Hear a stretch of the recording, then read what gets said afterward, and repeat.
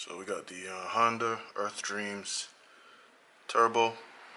This is the 1.5 liter Sport.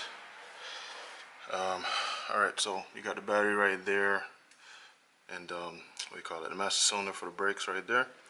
And right here, after the master airflow sensor and the air box, right down there. I already removed the cap right here. It says HCF2. Tells you what kind of fluid. That's transmission fluid for the CVT, or CVT fluid, sorry. And that hole right there, that's it right there.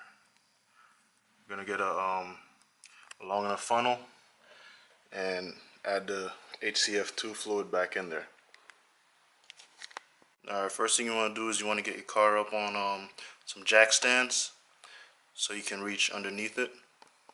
Then you want to go underneath the car here, and I'm at the front of the car.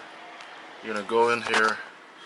The lens is getting a little fuzzy. It's hot under here, but anyway, that's basically the middle of the car right here. Going straight back, that's the exhaust pipe, and right here is the transmission, or the CVT, sorry. This right here. Now if you look, it shows, let me get a good angle here. I don't know if you can see that right here. You can see that it's not a bolt. It's actually somewhere for you to stick your that's a, what is that, 1/4 inch? No, sorry, a 3/8 inch wrench into. You go ahead and turn that counterclockwise, and you gotta pop it. It's got a little a washer here. Make sure you get that from the parts guy with the HCF2 fluid that you're gonna put in there. This takes 3.9 liters. Sorry, 3.9 quarts. So it's, I bought 4 quarts of HCF2 fluid, and I'm gonna fill that back in once I pop this thing open. Alright, so I went ahead and drained the fluid already because it gets really messy, and I don't want my camera down here getting messed up, but here you go. Just take it like that, find the hole right there, and then go ahead and pop it. Like I said, I already drained it, so I don't want to pop it again, but go ahead, pop it, let the thing loose into a oil pan, and then switch and tighten it as tight as you can with a new washer, and that's it as far as that goes. Alright, so I let mine wait too long to change the fluid, and as you can see, my fluid is very dark brown. So yeah, I'm gonna use this funnel to reach down into that hole and get that fluid in. I'm gonna have to move some of these wires out of the way. Actually no, it went right in. I wish I had my flashlights on so you can see it. See, there's a hole, sticking it right in.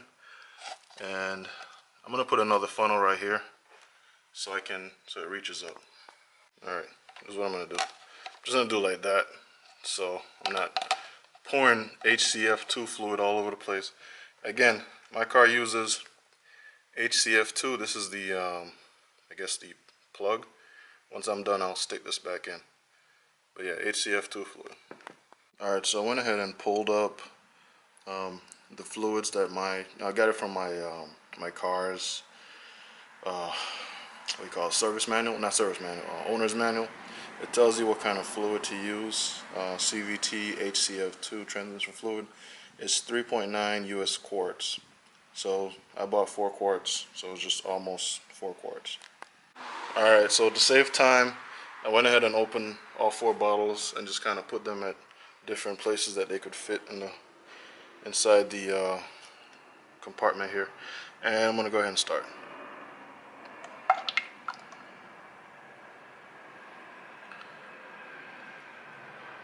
So I got to do 3.9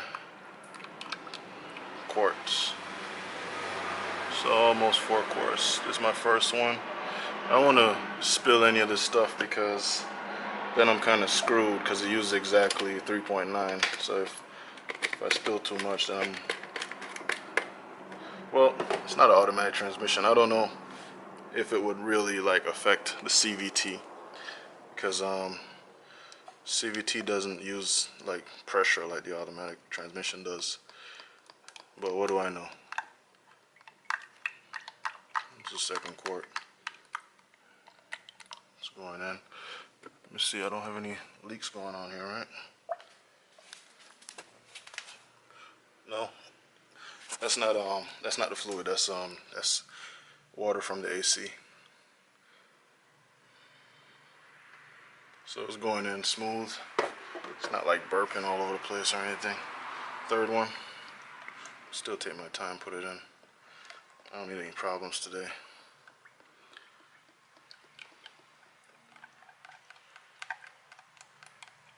And look, this is what I'm using. HCF2 Honda Genuine Transmission Fluid. Each of these is a quart. Well, you know what a quart bottle looks like.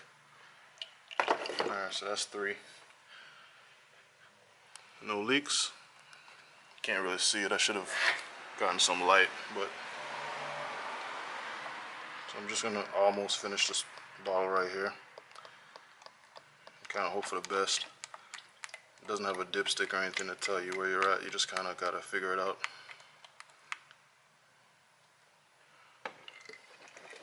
In other Honda transmissions, they have like a, I don't know what they call that. It's like a weep hole or an overfill hole underneath the transmission where you drain the fluid. There's another bolt just like that where you're supposed to open it while you fill it, and then if it's overflowing, fluid will just come out from that hole, so you know you're full. But I didn't see it on this one, so maybe I just didn't look hard enough. But yeah, I just filled it up and we're moving on. I'm gonna keep these 3 bottles. I'm gonna put the old fluid into these bottles and give them to the AutoZone or something. The fourth bottle still has a little bit of fluid in there. I think I'm gonna keep that. I have an extra bottle around here. I'll just put the rest of the fluid in that. It's gonna be a little tedious, but you know, how else am I gonna get this to AutoZone? Alright, so I removed the funnels.